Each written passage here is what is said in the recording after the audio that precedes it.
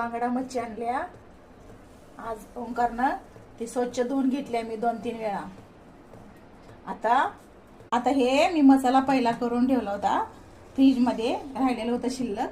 आणि त्याच्यामध्ये मी गरा आणि हरभरा डाळीचे पीठ, तांदळाचे पीठ आणि घाटी चटणी गावाकडली घातलेली आहे आणि नमक थोडंसं घातलंय आणि गरा हे मसाला करून ठेवलेला आहे. मी आता मच्छी फ्राय करून घेणार आहे.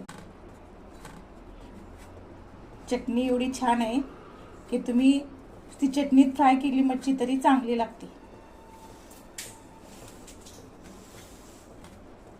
नंतर तुम्हाला हा मसाला मी करून दाखवेन मोरच्या ब्लॉक मध्ये.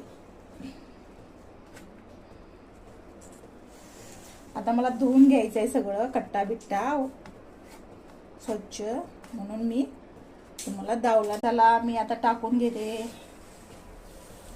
तव्यामध्ये.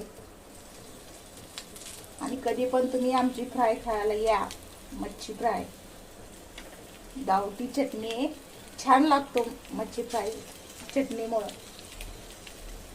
आमच्या ओंकारच्या आवडती फ्राय आहे बांगडा.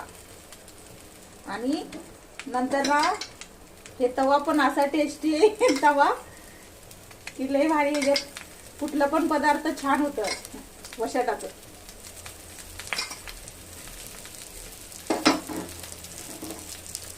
मी उकडून घेते जरा थोडस 1-5 मिनिटं बारीक गॅस करून झाकून घेते. आता मी काढून घेते प्लेट.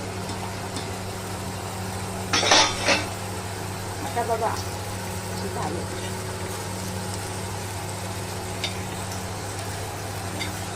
वास सुटलाय, खायला या. तेल नाही टाकायचं नाही, चटणीला भरपूर तेल आहे गावच्या चटणीला.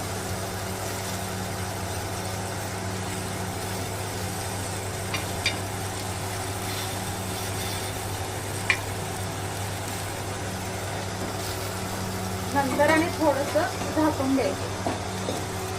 आता काढते बघा, वास सुटलाय मस्त. आता मी जरा तेल टाकून घेते.